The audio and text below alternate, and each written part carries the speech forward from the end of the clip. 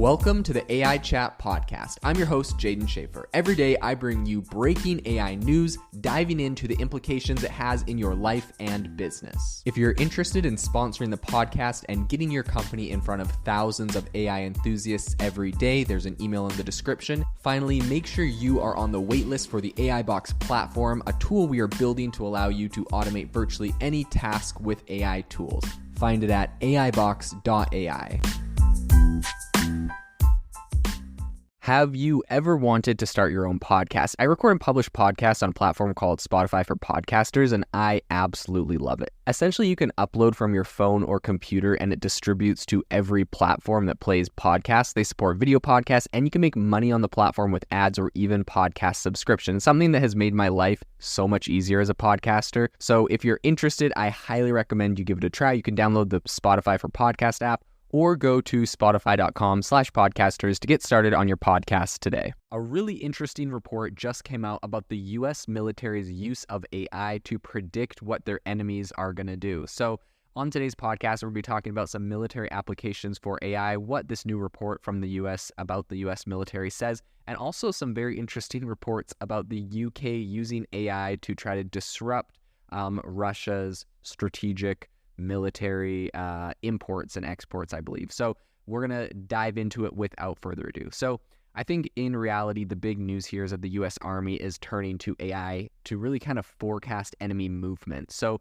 they are revealing a very ambitious project known as real-time threat forecasting. This thing sounds straight out of a sci-fi movie. You know, you've seen those movies where essentially they predict who's going to commit a crime, and then you get captured before you even commit the crime because they predicted that you were going to do it. It feels very, very similar to this, except, right, obviously it's a military predicting what threats are going to happen ahead of time, which is a very useful tool in theory. In practice, man, it just startles me to think like, you know, we would shoot a missile at someone because we know they're about to shoot a missile at us or something like that. I don't know if that's how does it actually get applied, but, you know, that's the worry that I would have, and I'm sure other people would have. In any case, well, the reason I would be a worry is just in case the other person didn't actually or wasn't actually going to shoot that missile, and then you shoot it for nothing. And you're the one that's the aggressor starting the skirmish that accelerates something, or perhaps two AIs predict that the other AI, because, right, we're using the AI right now to predict, but maybe we have an adversary in China or in Russia or in some other country, and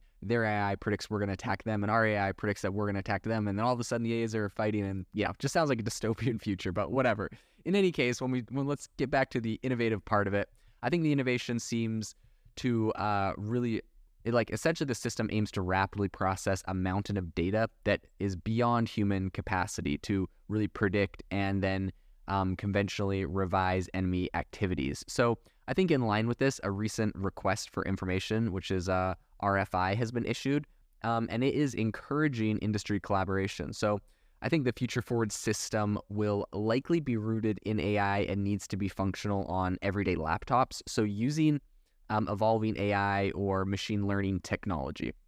Beyond this initiative, I think there is a concern that human intelligence analysts might be overwhelmed by the increasingly intricate landscape of warfare. And based off of what the military is currently saying, they really visualize the future battleground as a whole bunch of robots, autonomous systems, AI-enabled deceptions, soldier machine teams, and self-organized intelligence networks. So reflecting on the 2020 Nagorno-Karabakh war, where Armenia's traditional tanks, I also know and apologize for butchering the pronunciation of that, but essentially Armenia's traditional tanks were completely decimated by Azerbaijan's advanced drones, and the ever-evolving drone warfare that we see in Ukraine. I think based off of all of that, I think it's really clear that the military has to adopt and adapt very quickly. They have to adopt AI, and they have to adapt quickly. Now,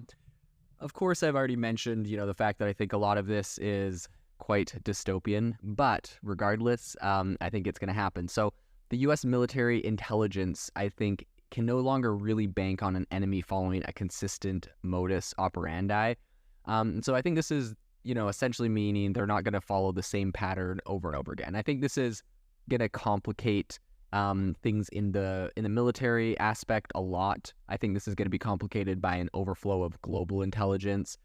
which essentially is being harvested from a whole bunch of different sources, air, land, sea.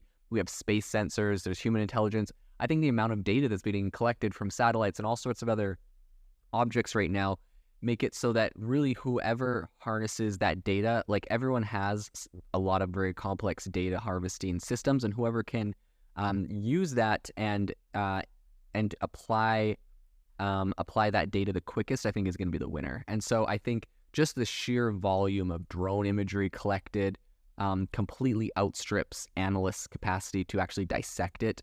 And I think this really points to an increasing reliance on AI. I've personally spoken to friends that have previously been in the military, that have worked with AI in the military, ones that have worked with drones. And it was interesting, just talking to people about the impact of drones alone on the military, and what a game changer that was, not having to call in a helicopter or not having to call in a spy aircraft to go fly over an object, but being able to just fly a drone and get like really high definition imagery of where snipers or other people are. I think it makes a big impact. But, inevitably we're going to have so much data that just having analysts is going to be a struggle. And so being able to, fly 1,000 drones around an enemy base and have AI detect what the hot targets are and, the best ways to disable artillery or other things, I think is going to be an inevitable outcome of that. So I think what's interesting is video game tech could actually be pretty instrumental in this whole AI-centric approach.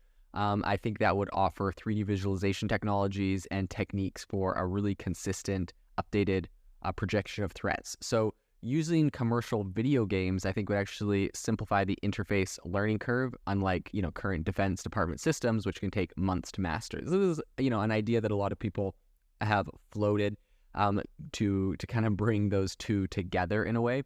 But at the same time, the idea of, substituting human officers with AI, I don't think, isn't without its challenges. I think some of the roles might be offloaded to machines that the military might do and that officers might do.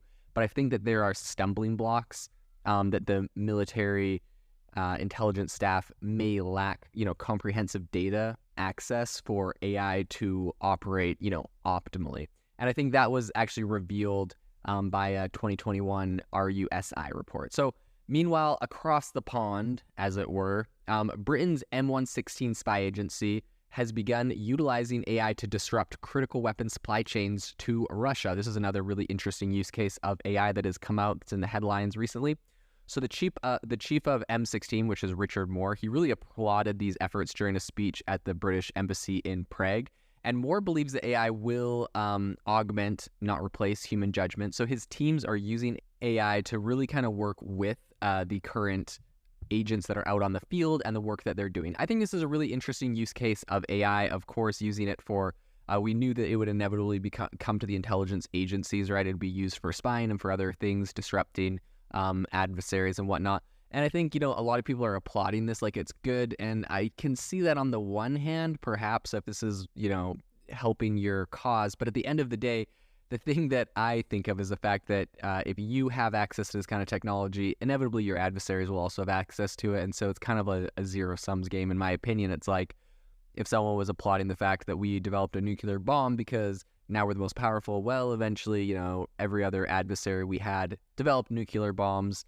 And there's obviously a lot of ethical dilemmas that come with that. And so I think at the end of the day, and I know people think I'm like, you've been using hyperbole or exaggerating, but like this isn't an exaggeration. When we're talking about the use of AI in the military, I think specifically there is some pretty massive implications for this and, using it for intelligence and whatnot. So it's going to be an interesting area to follow.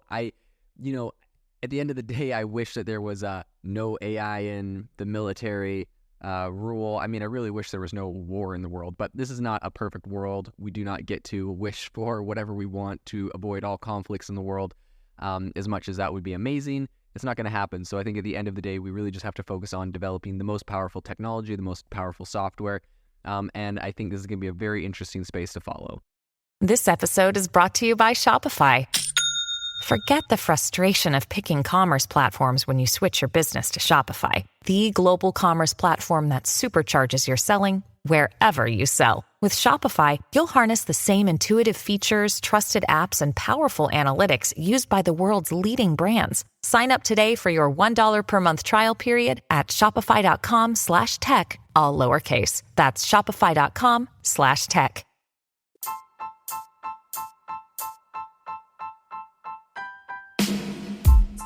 Thank you for listening to the AI Chat podcast. If you enjoyed this podcast, I'd appreciate it if you rate us wherever you listen to your podcast. And if you're looking for an innovative group of AI enthusiasts, make sure to check out our Discord channel and Facebook community. It's obviously a lot more interactive than a podcast where we can share software, tools, and prompts we're using in AI every day. I'll leave a link for those in the description below.